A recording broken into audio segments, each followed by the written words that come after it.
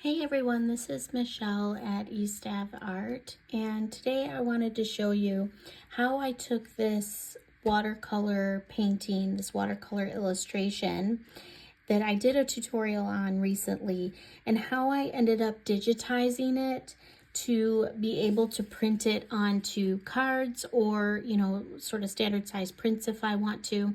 So I'm going to show you what I did digitally to just kind of give this a little bit more ready for printing, and how I gave it a little bit more flair. I think that it makes it work more as a digital illustration. So I used my iPad, my iPhone, and an iPencil to do this. I used my iPhone really just to take the picture. I won't go in too much to how I did this. I didn't really record anything like that. I just try to take my photos in natural light when it's sunny out, so that, I can pick up as much of the detail in the photo as I can. And then once I do that, I actually upload it into an app called Procreate on my iPad, which I bought Procreate quite a while ago, but it looks like this app, and it is a great tool. It's very similar in some sense, I think, to Photoshop or Illustrator, but to me, it's a little bit more user-friendly because I can use my pencil. That's a little bit more natural to me to use my iPencil. So I'm going to show you how I achieved this like sort of the approach that I took to kind of achieve this end result, which really I think printed pretty well. And this is just something that I was kind of really happy with the result, so I kind of wanted to share what I came up with and how I went about going from this to this.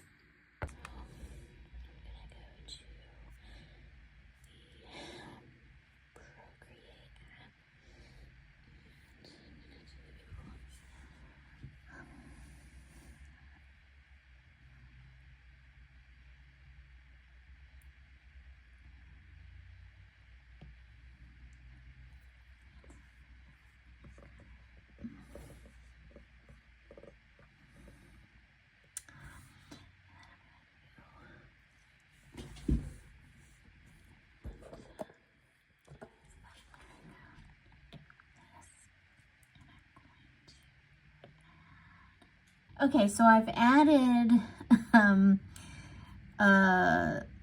this photo, and I obviously can turn it around. If I hit that arrow button, I can sort of turn it around.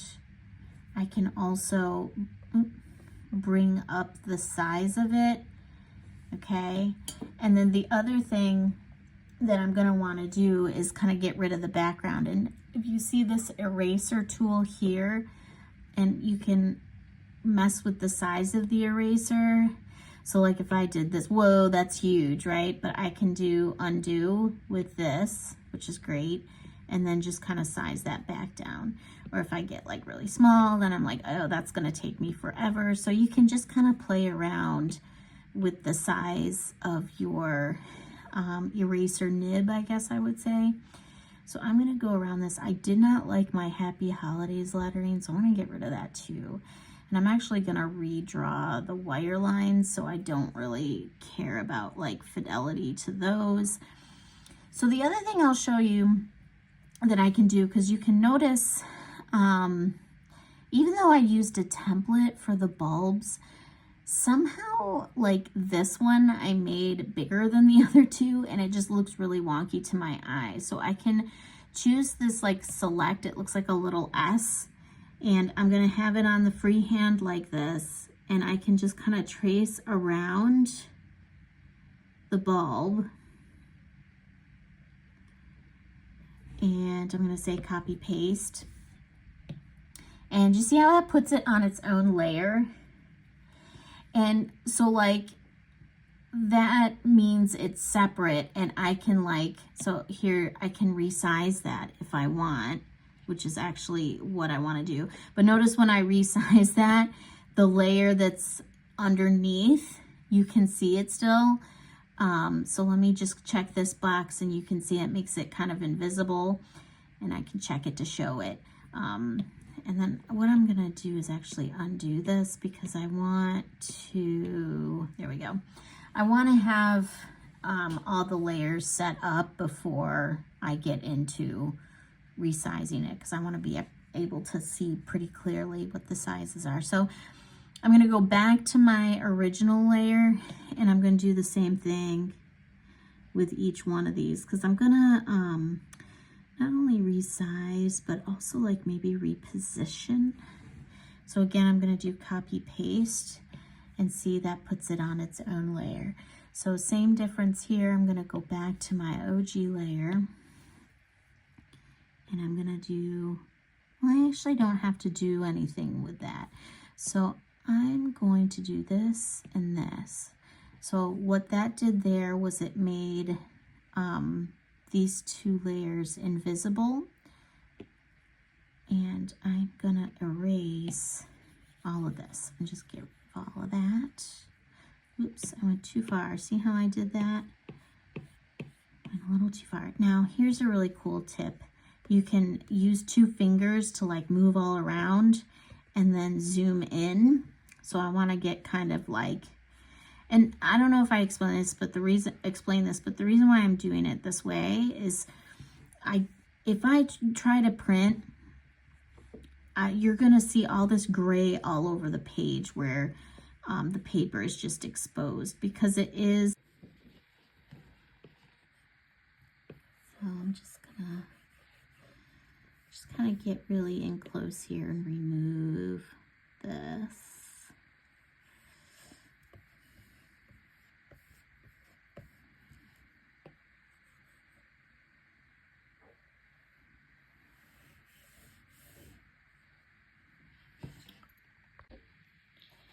I use a cold press paper, so I've switched over to show you the paper itself. It's kind of toothy, and it has sort of an unevenness. And when I photograph it or scan it, and to digitize it, it ends up to where you can see all of the ridges, and they come across gray. And so that's why I choose to erase that background, because if I were to print, it would just look like not a white background, but a gray background. Okay, so now that I've cleaned up around all of these bulbs, actually I didn't finish. Let me just go ahead and do this last little piece really quick. And again, I've left them on 3 separate layers. So you can see, like, obviously I wouldn't want to print this as it is now. First of all, I want to add some lettering. I want to position the bulbs a little bit more centrally on the screen. So you could potentially like merge these all into one row and then just kind of like move them around together. I'm gonna undo that though. Oops, I went too far. There we go. Because, and I'll show you why, there's a few things I want to do. So this red bulb is like kind of bigger than the other ones, as you can see. So I'm going to make it a little bit smaller, and there's a few different ways I can do that. I can just use this uniform tool, and that'll keep the shape of it completely. Let me kind of start over. Or, oops, I can use freeform. So if I want to, change like the scale of it, like if I wanted to make it a little skinnier, a little squatter, like you can really kind of mess around with it that way as well.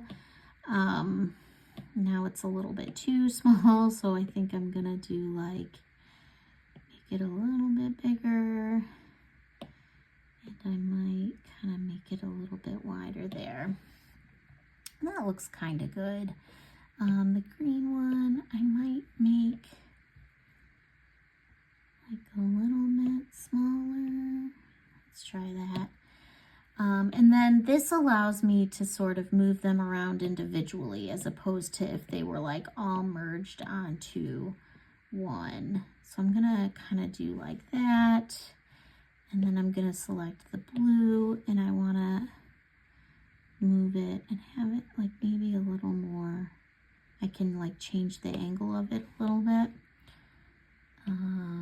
Green, I want to change the angle of this guy a little bit. Right, maybe not that much.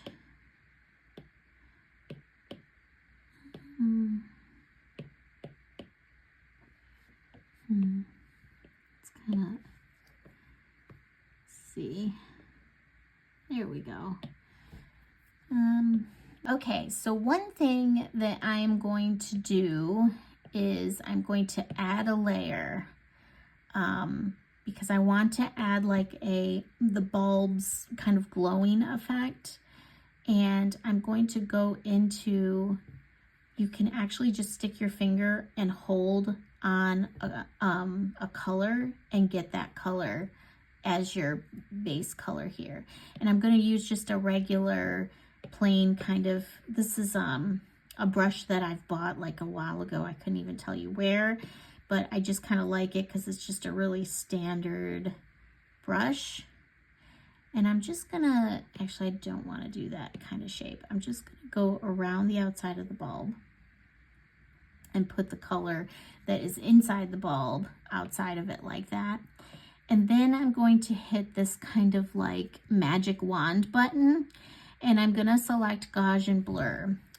And then you can just drag your finger or your wand across and you see how it makes that kind of like blurry. Actually, I want to do it even more. So let me do that again. There we go. So it looks like the bulb is glowing, like that kind of, if you have astigmatism, you'll know what I'm talking about. So the reason why I did that on a separate layer is if I had just drawn that line on the actual layer and then hit Gaussian blur, not only, oops, that's not something I wanted to do, I hit gradient map. So not only would I cause the line to blur, but I'd also cause my bulb to blur, and that's not something I wanted to do. So I'm gonna do the same thing for the next few bulbs. I'm going to add a layer, you know, just a blank layer, and then I'm gonna get the color, and then I'm in that layer going to just draw around the bulb, and I'm gonna hit Gaussian blur, and I'm just gonna kind of really blur it out like that. And yeah, so Gaussian blur is like one of my favorite little tricks of the trade. Now the next thing I want to do to sort of add a little bit more pizzazz to my painting is I'm gonna go and select the red bulb, and I was trying to put some white gouache in the center of each of those Christmas tree lights on the actual Christmas tree inside the bulb. And part of what the white gouache does is it gives it a sense of like brightness of a light, and then the color around the light sort of being a little bit blurry. And it works if you look at this on sort of paper, but it's not quite showing up how I want it to in terms of this digitized version. So I'm actually going to use one of my stock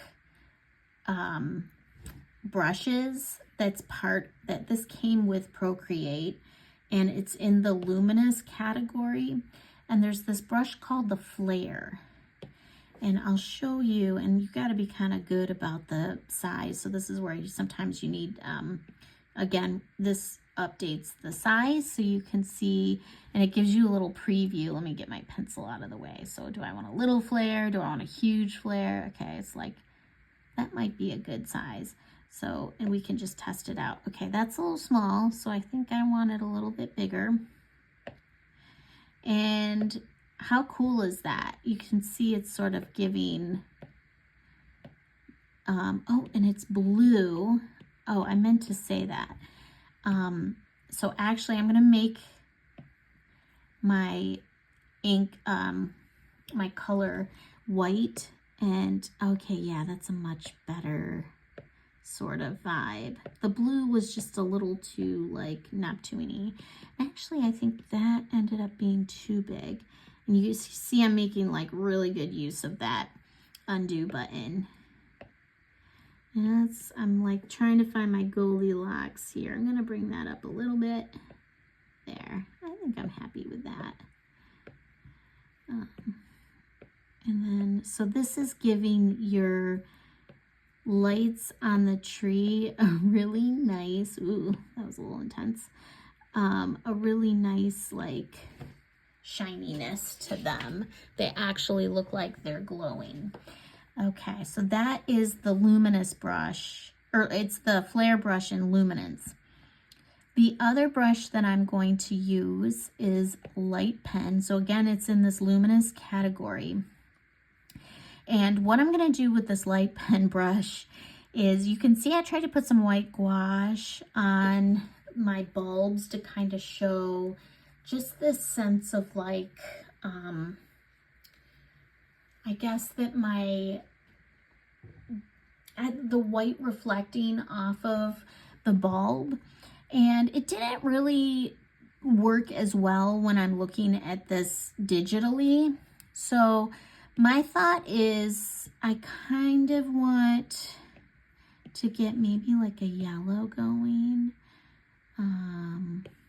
Some of my recent colors, okay? Yeah, let's get a yellow, but like I kind of want like a... So, oh, here's another thing. You can like choose your color this way,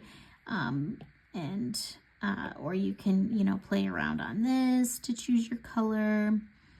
I thought that for the red, I attempted this before, and I think I didn't love what the red did with the light pen. Okay, so you can see I need to make my brush bigger.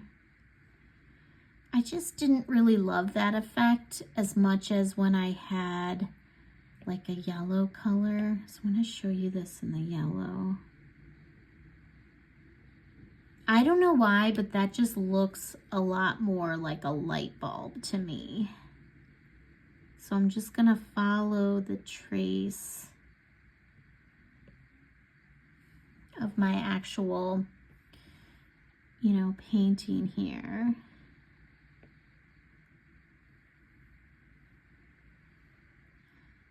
And just kind of add, you know, a little bit of this kind of shiny color, and that gives it really a good glowy vibe, I thought. Okay, and so for the green, I'm actually going to use green, and again, that same brush under luminance and light pen. And I'm just going to go in here and really kind of zhuzh up this piece and kind of really make...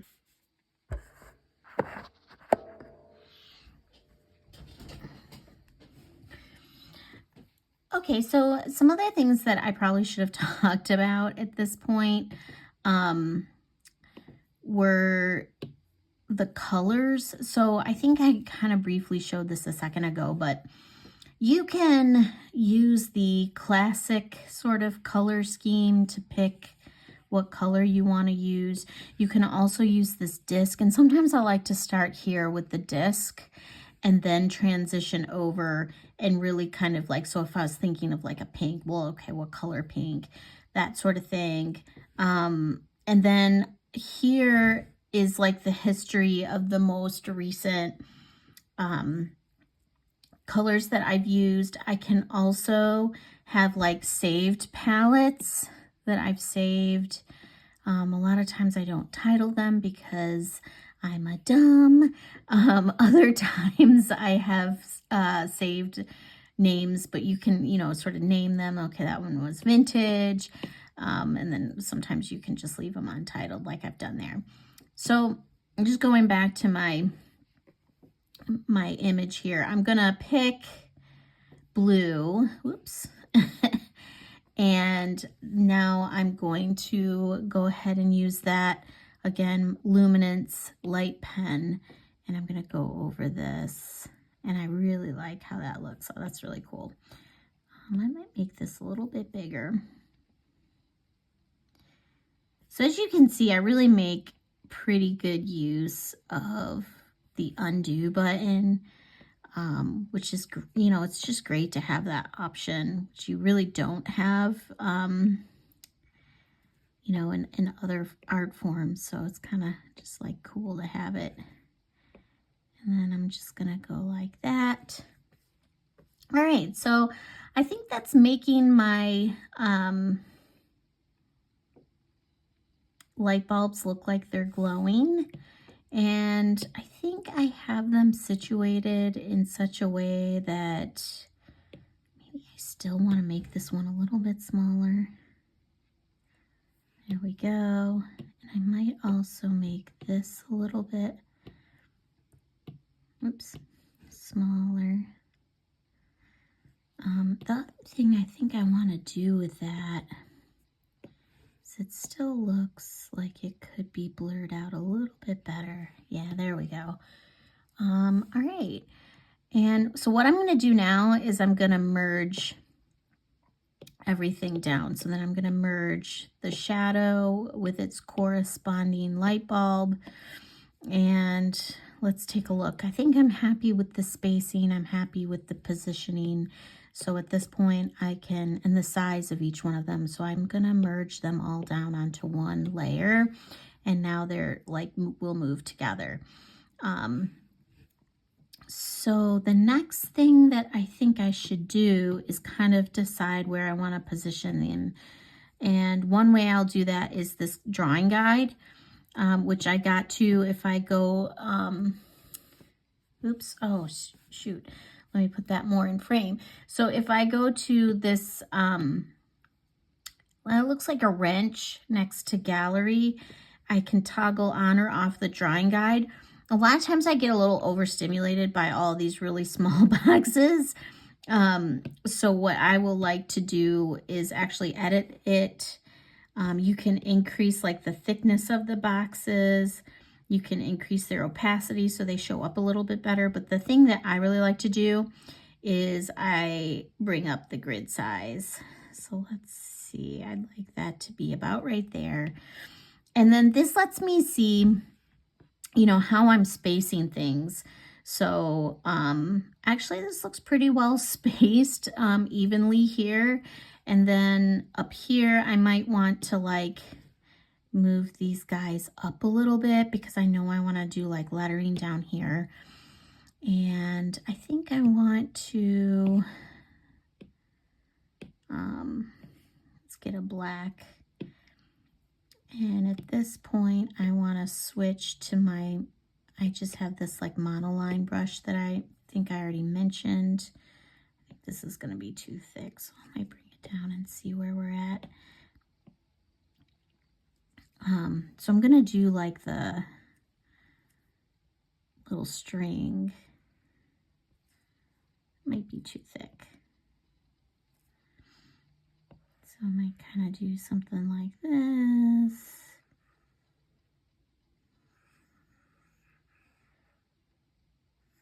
And there we go.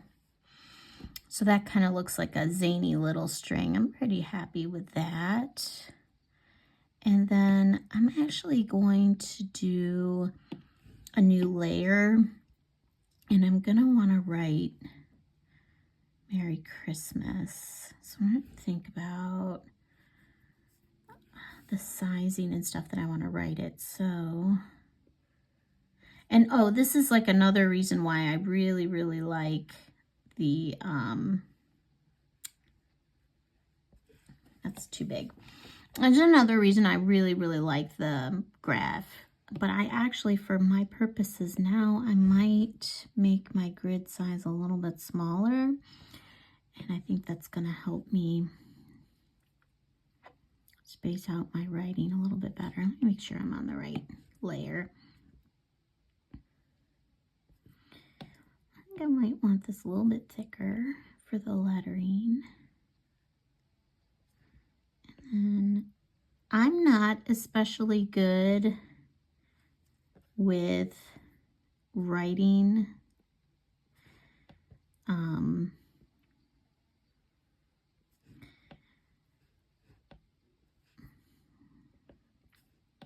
yeah, you can see that I find this harder to write than to actually just write onto paper, because it's a little bit more sensitive, I feel like, than my pencil is. I don't like that. Why? And so see, what happens is if I do all of those in one loop, and I don't pick up my brush, then now I pick up my brush and watch what happens there. Okay.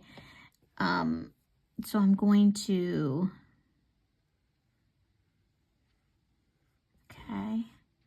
Now, see how what happened there when I undid? It didn't undo all of it because I had picked up my, pencil between the R and the Y. So sometimes you almost just have to do that if you don't want to like lose your progress. All right, Christmas. I might be writing too big. I know.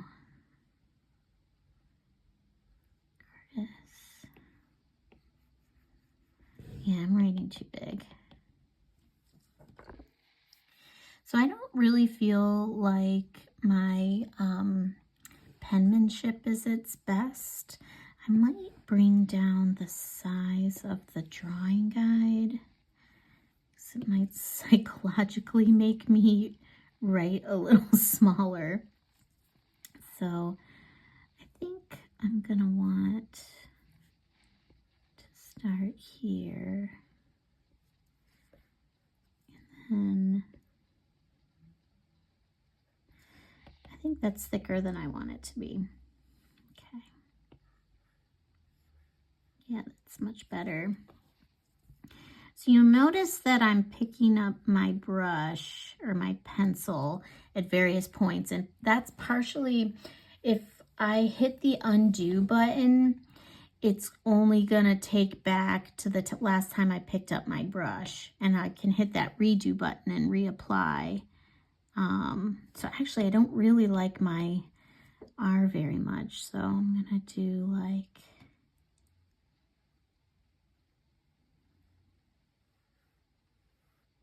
okay, and then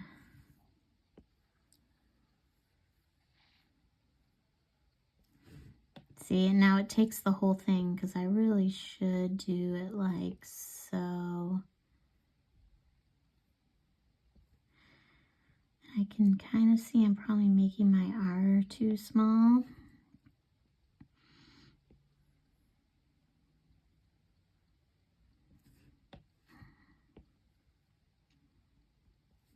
It's a lot of trial and error with, that's too big.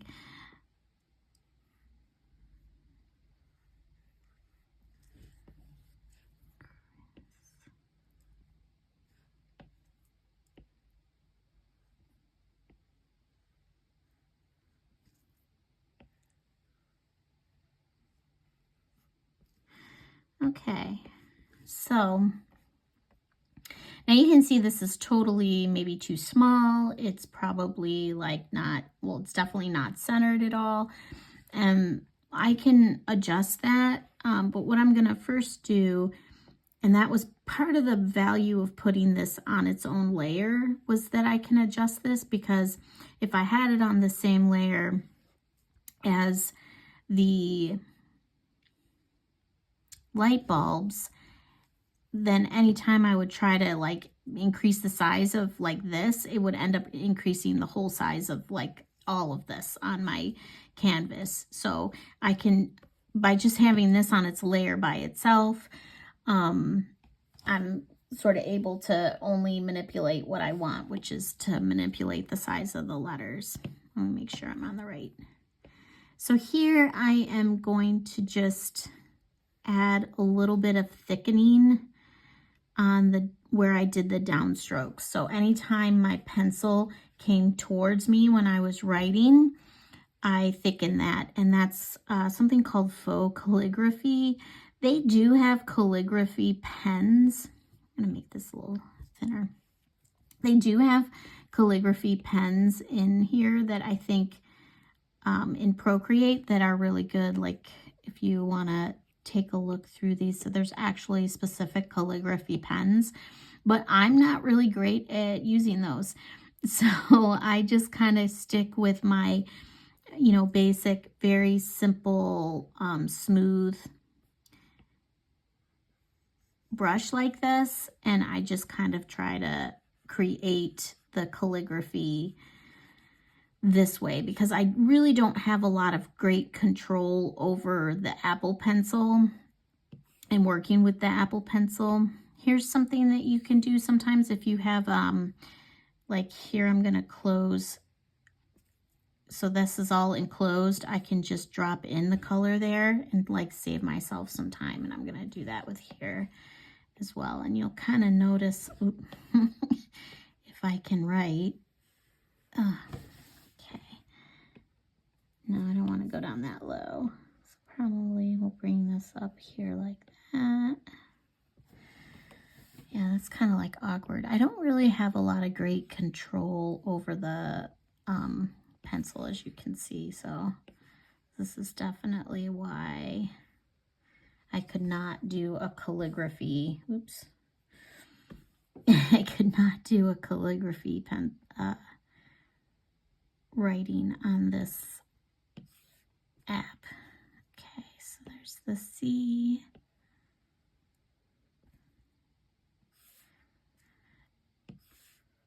And it'll only like fill in the areas where there's like closed in. That's why I had to do the top and the bottom of that H. Right. And you'll see the same thing here. See, I have to fill it there and here. Okay. So this is like a really nice time saver.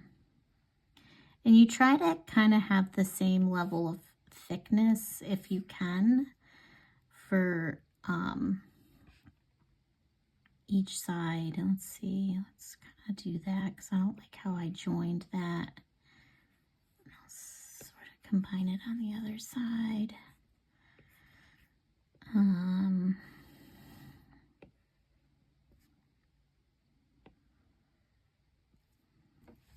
Like that, but you want to kind of just go with the how your letters are formed.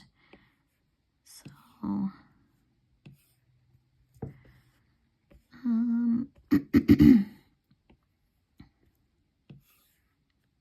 oops.